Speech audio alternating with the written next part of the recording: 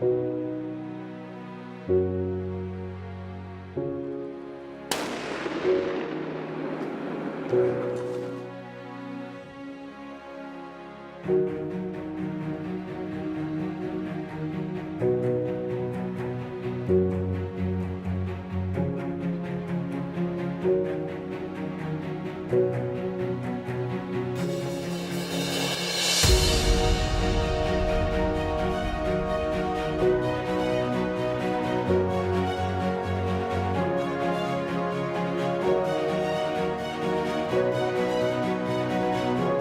no secret, I really do enjoy and love bear hunting, particularly black bear. And so when that opportunity arose where I could come to Alaska to hunt the southeastern part, this is one of those places that you just dream about wanting to return to if you've ever been there, or you dream about going there the first time, and once you do, you always want to come back. I've hunted with Keegan in the past. I couldn't wait to come out.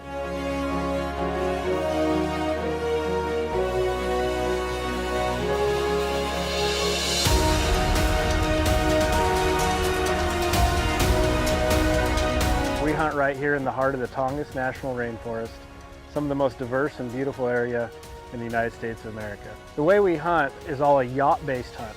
Our boats are all based off of our 70-foot motor yacht, the motor vessel Sakumi. Beautiful accommodations, a little bit of luxury involved, but it also allows us for some really good hunting.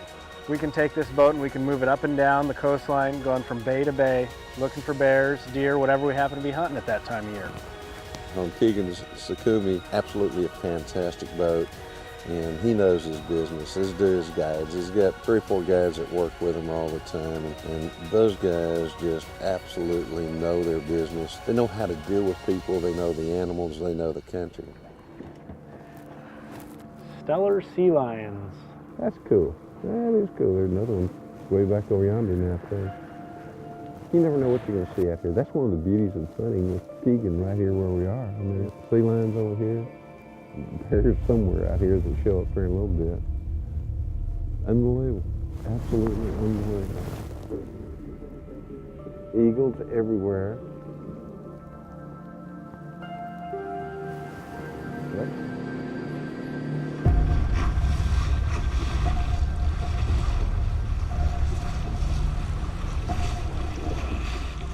This area of Alaska, the southeast, is known for some really monstrous black bear. Black bear that are square, 7.5 to 8 foot, even sometimes a little bit larger than that. This is a spring hunt. These bears are just now coming out of their hibernation. They're hibernating up in these mountains, and then they come down to the water's edge because that's where there's food available. The big bears are just coming out of hibernation, hitting the beaches, looking for that fresh green grass that's grown up, and we typically get really, really lucky and successful on this hunt.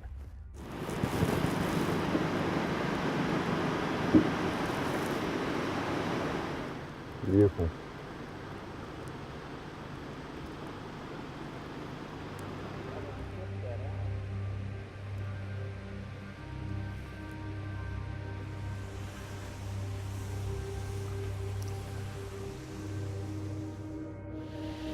So whatever this was, the bear that was in here, he came in here and this was his little feeding area. You can tell he's mowed this whole thing down. They just sort of moved through here like a lawnmower. He may have spent 1 or 2 days right here in this patch just feeding his way around through it. Well, he darn sure they worked on it, there's no question. He was a busy bear. Yeah, all that's over there same way. So what they'll do is they, a big part of what they need is this fiber when they first come out of the den. They'll just come down here and they'll mow this down because they need to blow that fecal plug that they've put in over the winter. So they'll just come in here and just mow this grass down until they can kind of clear their system out. This is a great digestive for them, basically.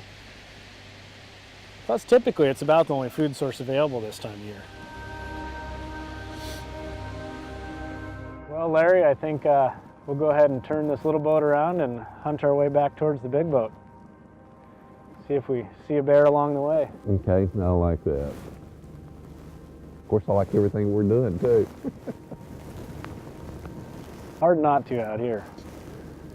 No matter where you look, there is a beauty that's just, you can't really put it into words.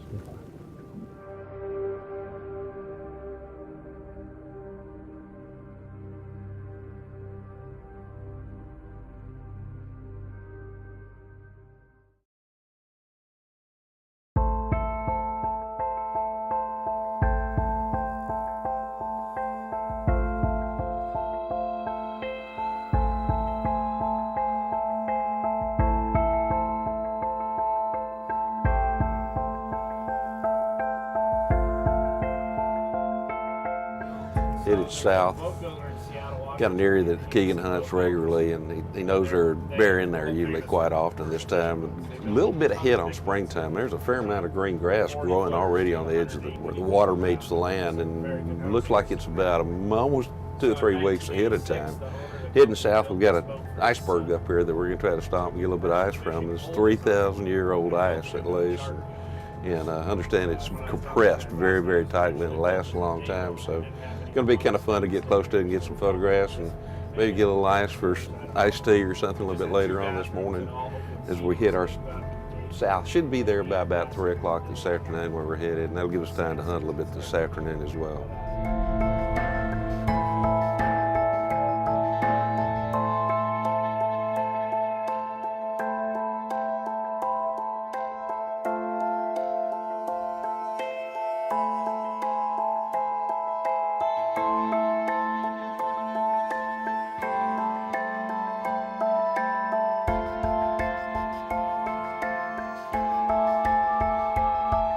Got an eagle flying up here above in the wet, right now above the sea lines. There's probably, gosh, I don't know, maybe 100 or more right there. Probably at least 100. Part of the adventure of coming to Alaska hunting with Keegan. It's one of those things. Get out on this boat, and I mean, we've been seeing whales pretty much off and on all day, even though it's raining out there right now.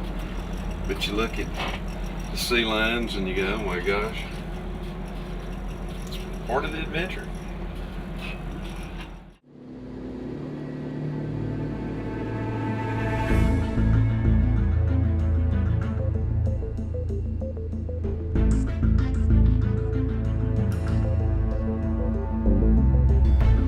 Went into an area and kind of motored around a little bit and saw a bear off in the distance. The bear right over there, hiding back in under those logs. Just stepped out. He's kind of moving into the open grass there. Really tell a whole lot about him. Like Keegan says, he doesn't look like a little bear. We'll go take a look. We're going to go hug this shoreline and use those cliffs for cover. As we get closer, I'll try and see if there's any way we can work into that little cove he's in and get a better look at him. As we got closer, you could see that it's a really nice mature bear. This bear was absolutely beautiful. He was just he'd just come into his prime. He was probably a 7 or 8 year old bear, 6-year-old bear. Big, heavy front, but you could tell he was not one of those bears that had gone over the past maturity, or that on the upper end of maturity. Looked at him and got in real close. This bear gave us all kinds of opportunities, and we decided to let the bear go. I've taken a lot of bears, and if I can't find one that's very special in some way or another, I'd already made up my mind when we saw this bear. If I pass this bear up, I may be making a mistake in taking a bear, but I won't be making a mistake as far as the hunt's concerned, because I'll take it down to the very last moment to try to take a big bear. And if I don't, there's so many other things that you get to do here. I love to fish. I never get an opportunity to do so. All you do is just kind of walk out of your stateroom in the morning, walk to the back, start jigging from the back end of the boat or the front of the boat. And you catch everything from black sea bass to flounders, and you don't catch them with every time that you drop the lure over, but there are not too many times that you don't have a fish on by the time that you bring that lure back up. There we go.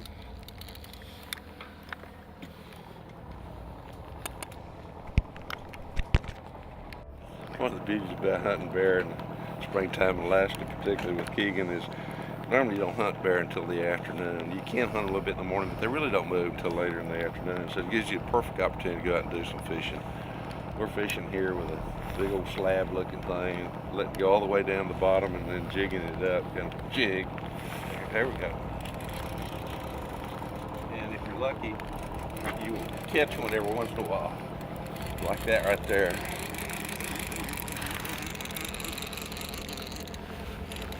Some of these we'll eat, and then the entrails and the heads that we don't use, we'll end up putting in crab pots. Because I understand there are quite a few crabs here as well too.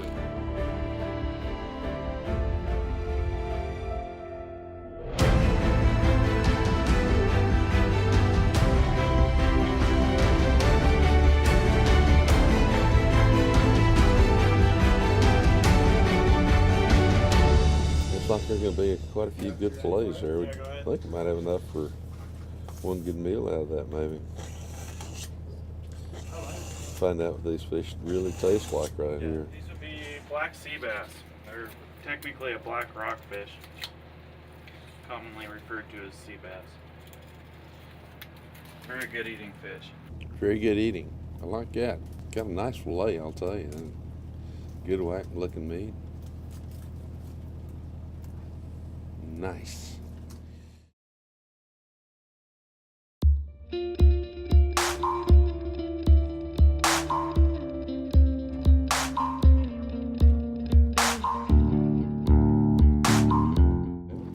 What we're doing here is we're hanging a bag of stinky bait right in the middle. Right in the center. Gotcha. So that's going to draw all the crabs in through these doors right here. So these are one-way gates. Gotcha. And the crab in theory is going to crawl in here. He crawls in to get the bait. These got Yes, sir. stop behind him, and the crab can't. Can't get back out.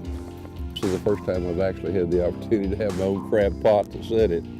Lift up on that side, and we're just going to set it right off that side of the boat. So whenever you're ready, just 1, 2, 3, let her go. And then just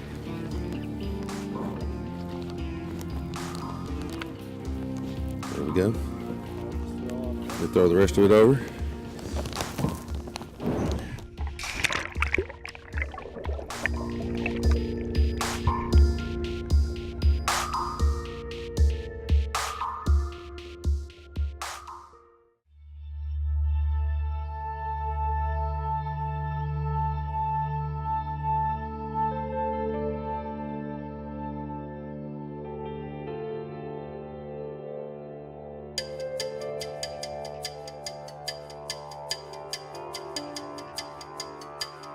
Sometimes hunts come down to the very last day. You kind of really sit back and you think, did I really mess up by not taking that opportunity I had early in the hunt on a younger animal? And to me, the answer is always, I'm glad I passed that bear, or maybe a buck in some instances, but this instance, a really nice black bear. I'd made up my mind that unless we found something that really looked good, to not shoot.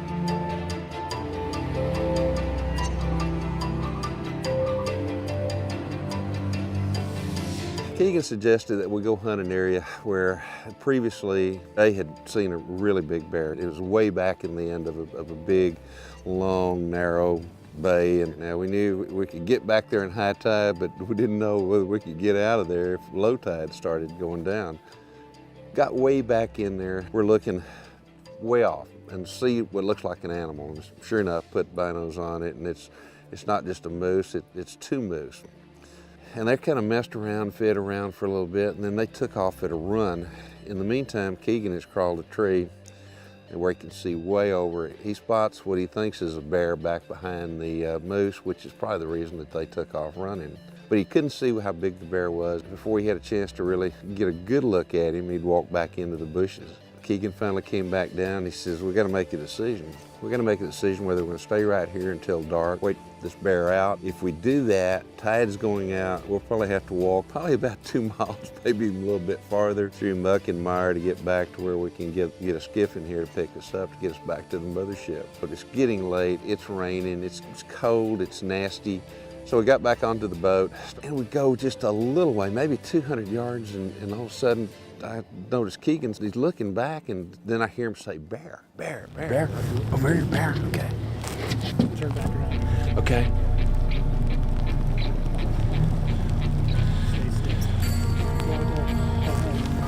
Signal bear.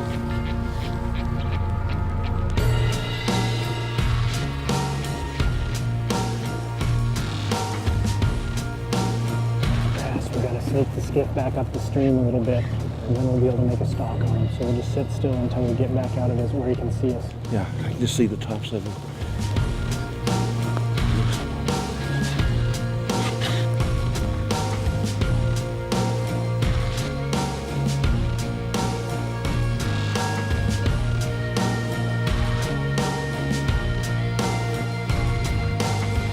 We got on shore, and Keegan says, I'm not sure. He said, Larry, I know this is a big bear.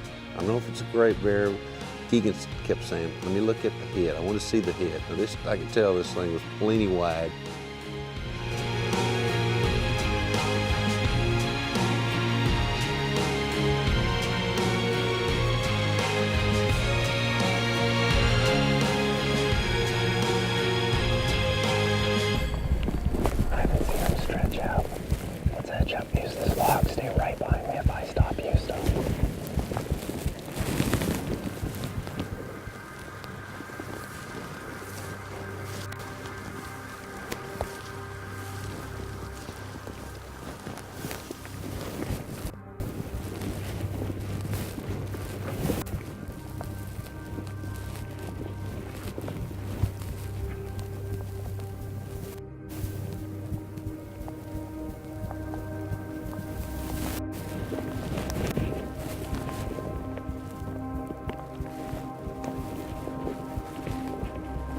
Keegan and I proceeded to the down logs, which were perfect rest for a rifle. I could tell this thing was plenty wide. There were some green bushes there that I knew how wide they were, some forbs, if you will, and he was twice the width of what the forbs were, the plants. So I knew he was a wide bear, I knew that he was a long bear, but we really didn't know how big or old he was, and got all set up, put the gun on half safety. All of a sudden Keegan says, "Dead bear." When he says dead bear, I knew it was time to shoot, but at the time the bear was facing toward us. So I had to wait really until we got a good broadside shot. Took like forever. Keegan, as soon as he turns to give me a better angle, I'm gonna take him.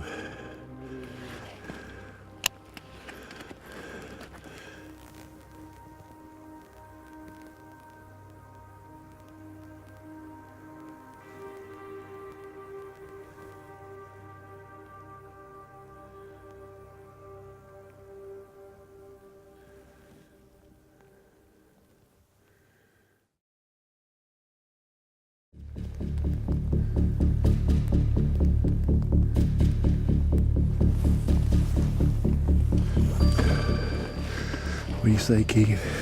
I'm just waiting for Keegan to say something. Now he wants to look at the head to be sure, to see where the ears are, to see, look at the snout. I'm waiting. I'm taking a deep breath, getting excited, trying to let that excitement wear down a little bit. All of a sudden Keegan says, "Dead bear." Good bear? Okay, wait for him to turn. Whenever you're ready, when he gives you a shot.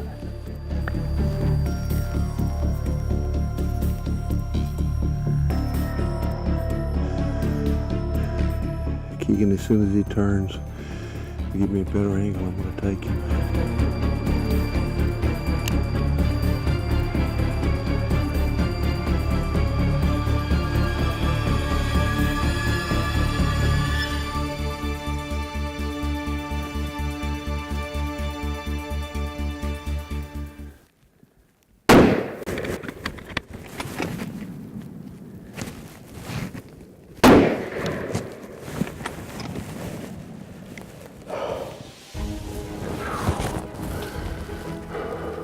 Nice bear.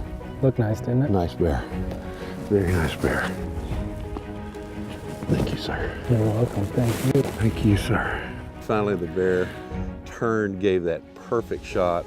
As soon as he did, I knew exactly where I wanted to put that 375, 300 grain DGX bullet. Pulled the trigger very gently, and the bear just got hit hard. Started to walk away, almost at a run. I jacked in a fresh round, put a second shot into him, and the bear went down.